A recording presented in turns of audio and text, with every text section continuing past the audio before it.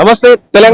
తెలంగాణలో కాంగ్రెస్ పార్టీ అధికారంలోకి వచ్చి దాదాపు దగ్గర సంవత్సరం కావస్తుంది. సో ఈ నేపథ్యంలో మెయిన్ గా మేనిఫెస్టోలో చూసుకుంటే రైతులకు సంబంధించి 2 లక్షల వరకు రుణమాఫీ చేస్తామని చెప్పి చాలా గట్టి చెప్పింది. అదే విధంగా క్షేత్రస్థాయిలో కూడా చాలా వరకు ప్రజలకు కూడా తీసుకెళ్లే ప్రయత్నం కూడా తీసుకెళ్లింది కూడా.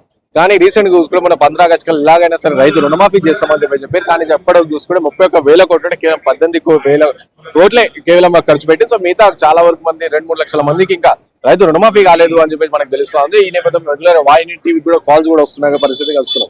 సో అయితే ఈ రోజు ధర్నా చౌక్ ఇందిరా పార్క్ లోని ధర్నా చౌక్ వద్ద సో ఇటు బీజేపీ పార్టీ సో కంప్లీట్ 8 మంది ఎంపీలు కావచ్చు, 8 మంది ఎమ్మెల్యేలు కావచ్చు, వీళ్ళందరూ కూడా కలిసి ఈ రోజు 24 గంటల వరకు రైతు దీక్ష తీసుకోవచ్చు. రైతుకు సంబంధించి రుణమాఫీ సంబంధించి సో వీటిపైన దీక్ష కూడా చేపట్టిన పరిస్థితి కనిపిస్తుంది. సో మాట్లాడదాం దీంతో పాటు కొంతమంది మనతో పాటు రైతులు అంటే రెగ్యులర్ గా వాహిని టీవీ కాల్ చేసి ఒక రైతు కూడా ఇక్కడ కలిసి. సో ఒకసారి మాట్లాడదాం అన్నారా.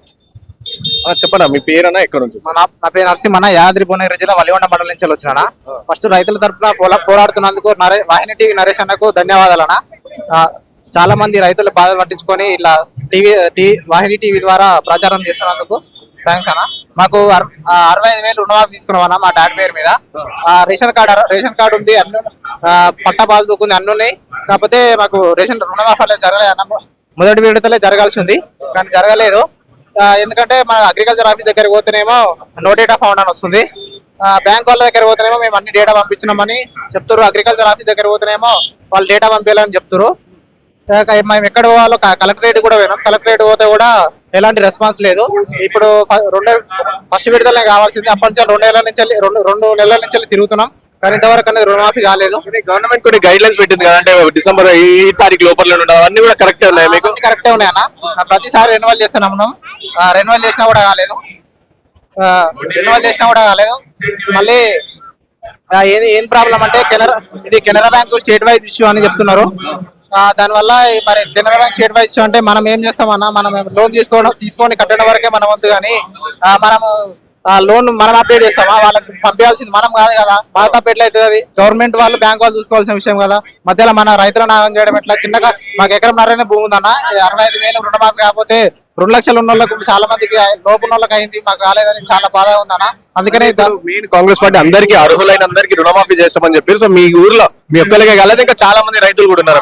చిన్న ఊరన్నా మా ఊర్లోనే చాలా మంది కాలేదు. ఒక 30-40% అయింది అంతే. మా చిన్న ఊర్లోనే కాలేదు. ఇక పెద్ద ఊర్లో ఎట్లా ఉంటది? క్షేత్రస్థాయిలో అయితే కాలేదన్న. కాకపోతే మన రేవంత్ రెడ్డి గారు ముఖ్యమంత్రి గారు ఏం చెప్తున్నారంటే పెద్ద బహిరంగ సభలలో ఆల్రెడీ 2 లక్షల రుణమాఫీ చేసేసినామని చెప్తున్నారు. మన తుమ్మల నాగేశ్వరరావు గారు ఏమో ఇంకా కాలేదు, అవ్వాల్సిందని చెప్తున్నారు. వీళ్ళిద్దరి మధ్య వ్యత్యాసం ఉందన్న. వీళ్ళిద్దరి మధ్యలో పొద్దున్న మాటలు ఉన్నాయి. దీనివల్ల రైతులు ఇంకా ఆగ్రహిస్తున్నారు, ఇంకా చాలా బాధపడుతున్నారు అన్న దీనివల్ల. సో ఇంకోటి చూసుకుంటే ఇప్పుడు రైతు రుణమాఫీ గురించి కొంచెం పక్కన పెడితే దసరా కల్లా రైతు బంధు తీసుకొస్తామని చెప్పి మొన్న వరకు చెప్పారు. అలాంటిది ఇప్పుడు రైతు భరోసా అని సో అది కూడా ఇప్పుడు తెచ్చే పరిస్థితి కూడా లేదు. సో లేదని రుణమాఫీ దగ్గరనే పైసలు వాళ్ళకు రైతు భరోసా ఏడ చేస్తారన్న.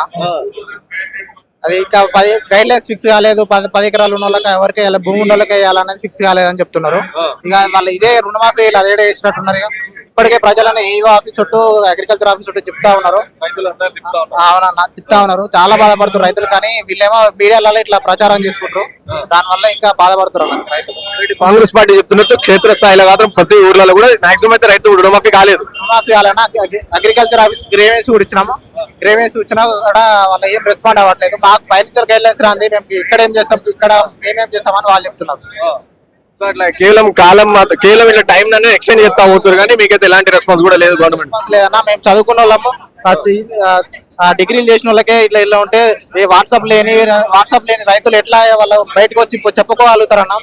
వాళ్ళ రైతుల తరపున నేను రావాలని వచ్చి మా డాడీ కూడా కాలేదు, దాంతో పాటు వేరే రైతులకు కాలేదని ఇక్కడ రావడం జరిగింది. ఏం చెప్పదలుచుకున్నాడు కాంగ్రెస్ పార్టీ కావచ్చు, గవర్నమెంట్ కావచ్చు, ఏం చెప్పదలుచుకున్నారు? మా రైతుల బాధలు పట్టించుకొని క్షేత్రస్థాయిలో గ్రామ సభలు పెట్టి ఎవరెవరికి కాలేదో అందరికీ రుణమాఫీ అర్హత ఉన్న ప్రతి ఒక్కరికి రుణమాఫీ చేయాలని, అలాగే కెనరా బ్యాంక్ లో ఇష్యూ చాలా మంది స్టేట్ వైజ్ ఉందన్న.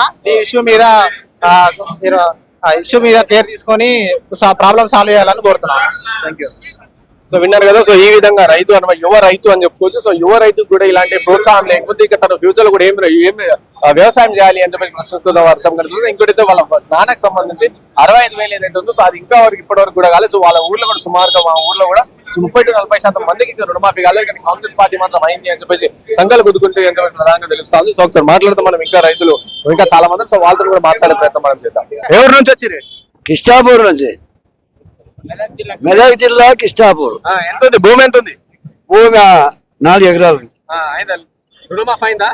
సగం మందికి అయింది, సగం మందికి కాలేదు. ఎంత మందికి కాలే మీ ఊర్లో? మా ఊళ్ళో ఇంకా 200 మందికి రావాలి, ఇంకా కాలే. కాలేదు. 1 విడత, 2వ విడత, 3వ విడత, 3వ విడత అయింది కానీ 200 మందికి వచ్చింది, ఇంకా 200 మందికి రావాలి. రాలేదు. ఎందుకు రాలేదు ఏమంటారు బ్యాంకులు కానీ అగ్రికల్చర్ ఆఫీసర్లు? ఇంకా వాళ్ళు ఏమంటారు, ఇంకా వస్తాయి వస్తాయి వస్తాయి అంటారు. వస్తాయా రావా అంతే. మరి ఏమనుకుంటారు, అయితే అనుకుంటారా కావాలనుకుంటారు? కావాలనుకుంటున్నాం, ఆశలు వదులుకురా? ఆశ వదిలినట్టు అది కావు కావు. అయ్యేది ఉంటే 1, 2, 3వసారి అయిపోయా, ఇక కావు కావనే ఏమో కావు. ఎంతమంది కాలేమన్నా మీ దగ్గర? మా దగ్గర 400 నంబరు సొసైటీ, అందులో 200 మందికి అయినాయి. ఆ 200 మందిలో గిట్లా 10,000 ఉన్నోళ్ళకి గిట్లా మొత్తం మాఫీ కాలే. ఒక్కొక్క కుటుంబానికి మొత్తమే రాలేవు. రుణమాఫీ ఇస్తామని 3వ విడత అన్నాడు, 3వ విడతకు రాలే. అది ఆశలు వదులుకోరు, రైతులు మొత్తము దివాలా తీసిర్రు. ఇంతకు ముందు రైతు బంధాన్ని వేస్తుండే, ఇప్పుడు ఆ రైతు బంధు ఇట్లా లేదు. ఈ కాంగ్రెస్ ప్రభుత్వంలో మొత్తం అది మోడీ పైసలు మాత్రం టైం కు టైం పడుతున్నాయి. కాంగ్రెస్ చెప్పిన హామీలు ఏం రాలేవు. మన రైతులను గుద్దుకున్న పెడుతురు కానీ ఇంకోటి ఏం లేదు, అంతే ఉంది. ఎంతమంది మీ ఊర్లో ఎంతమంది కాలేవు మొత్తం? మా ఊళ్ళో 208 మందికి రాలేవు, ఇంకా రాలేవు. అందులో ఎకరా రైతులు ఉన్నారు, 10 గుంటల రైతులు ఉన్నారు, 10 గుంటల రుణమాఫీ కాని ఇట్లు ఉన్నారు మా ఊర్లో, కాలేవు. అది అందుకోసానికి ఇక్కడ దీక్ష చేస్తారు అంటే దీక్షకు మేము దీక్షలో పాల్గొందారని వచ్చినాం. మీరు చెప్పే ఎంత కాలేదు మీకు? మీకుందా రుణమాఫీ? రైతు నా ఒక్కరికి రుణమాఫీ అయింది, తగిన వాళ్ళకి కాలేదు. మీ ఒక్కరికి, మీ దోస్తుల వాళ్ళకి కాలేదు. కాలేదు. విషయం ఇప్పుడు ఈ నెలాఖరు వరకు చేస్తా అంటాడు, వాడు చేసేది నమ్మకం లేదు. ఏ పనులు కూడా కాలేదు. ఒకటి ఆడోళ్ళకి మాత్రం బస్సు ఫ్రీ పెట్టిండు, అది ఒకటే పని, వేరే ఏం లేదు. చెప్పడం అనవసరం. ఈ ప్రభుత్వం కాడ ఏది చెప్పలేదు. ఓట్లేసి గెలిపించారు కదా, అదే వేసిన వాళ్ళు వేసారు, ఏనుడు దాని విషయం కాడ బాధపడకు. అది జయాపజయాలు దైవ నిర్ణయాలు, నాది కాదు నీది కాదు, అంతా పరమేశ్వరుడి కటాక్షం. దాన్ని ఎవరు తప్పించలేడు. అది సంబంధం గెలిచినావు కానీ పని చేస్తానో చేస్తలేవు.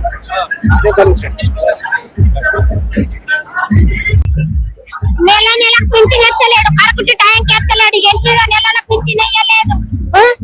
పైలైన ఈ నెల ఆ నెలకి ఇస్తున్నాడు, ఆ నెలకి ఇస్తున్నాడు.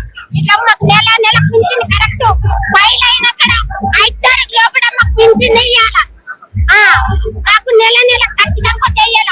మాకు ఇండ్లు లేక కిరాయిలు కట్టుకోలేక లేదు, బతకలేక ఇది అయిపోతున్నాం. లేవు మీకు? ఇల్లు లేదు, కిరాయి డబుల్ బెడ్రూమ్ ఇస్తారంట కదా? ఎప్పుడు ఏడిచ్చిండు?